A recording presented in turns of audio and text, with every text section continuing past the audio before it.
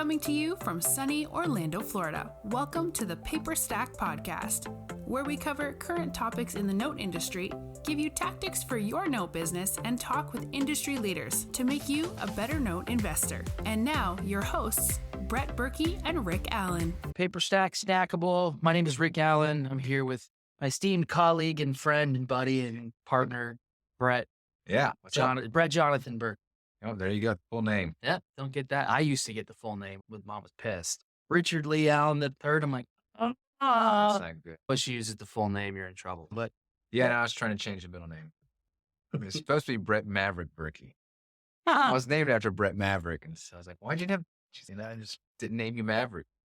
So 40, I was gonna change it. That's never too late. Yeah, I know. That's not that important. No. All right, we're back with Snackable, trying to share some knowledge with you. I think you got some pretty interesting topics today. Yeah. So this one's something that kind of was like when asked, I was like, "That's interesting." So based off state specific, if a house is the same, let's say for hypothetical, a house is $200,000 in state A, $200,000 in state B, same interest rate, same equity position, exact same mirror images of each other, but they're in two different states. As using state as the only determining factor, what determines why you would invest in certain states over others? Great question. I think we touched on a little bit around this in some earlier episodes, but one thing I would consider, and this would be up front, would be, is it a judicial state or a non-judicial state?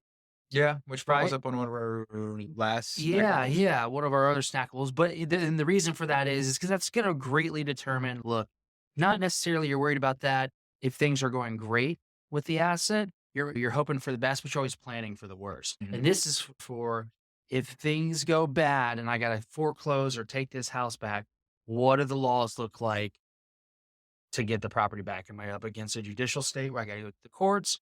Or is it a non-judicial state where I can do share a sale much quicker? We're talking 90 days versus judicial. We're talking could be years, measuring in months, not days, potentially years. So that's one key factor that I'm looking at. Another key factor is, where do I have a team assembled? Where do I have boots on the ground? Are you new to the mortgage note industry? Have you been wanting to learn the step-by-step process to purchase your first mortgage note? Well, you're in luck. We've convinced our CEO, Rick Allen, to break down everything he knows about mortgage note investing. Through a series of 50 videos, you'll get everything from start to finish of where to purchase notes, how to purchase notes, and all of Rick's investing techniques he has developed over the many years. From performing note tactics to non-performing notes, Rick gives you everything he knows about investing. Bonuses include our glossary of industry terms, Rick's own proprietary calculators he created to evaluate notes, discounts from our partners, our Rolodex of vendors, a private Facebook group, along with a lot more. We've packed so much content into the Academy to take you from beginner to expert in no time. To learn more about the Academy, go to academy.paperstac.com/welcome. Again, that is academy.paperstac.com/welcome. Which would tie into how familiar am I with the area.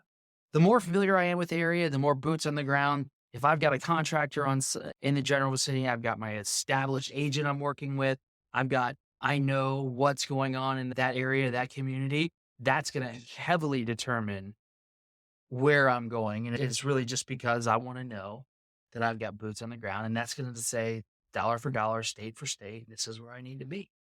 Interesting. That makes total sense. And then something else to consider on a state to state is, look, if it's a $200,000 asset in Florida versus a $200,000 asset in Idaho, like, I know population wise what's going on in Florida, getting thousands of people moving to the state of Florida new every day, right? So I got more demand. If I take the house back, my asset's probably going up in value.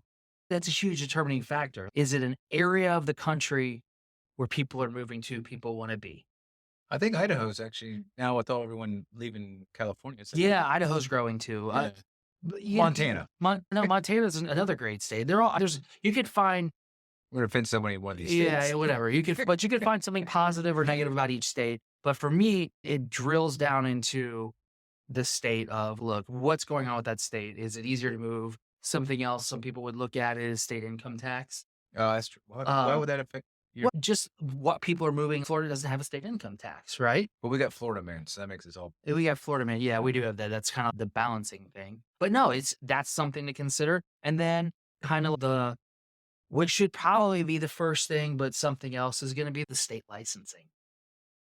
Do I require a license, a debt collector's license, or a specific license to buy and own and pursue collections of debt in that state?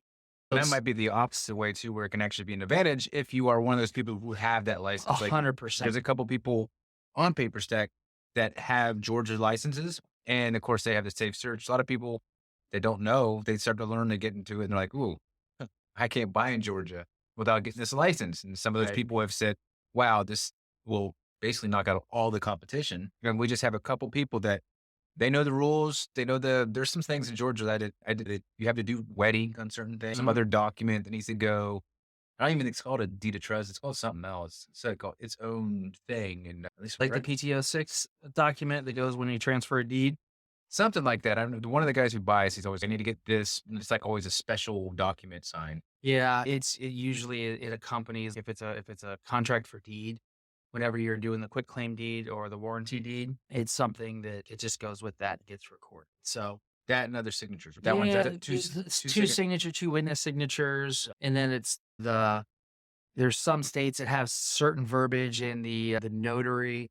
Instead of saying I certify, it's like I attest, or it's just state specific laws would be probably the overall governing factor that you would look at, because you don't want to be doing something illegal, buying a debt, or ignorance is no excuse.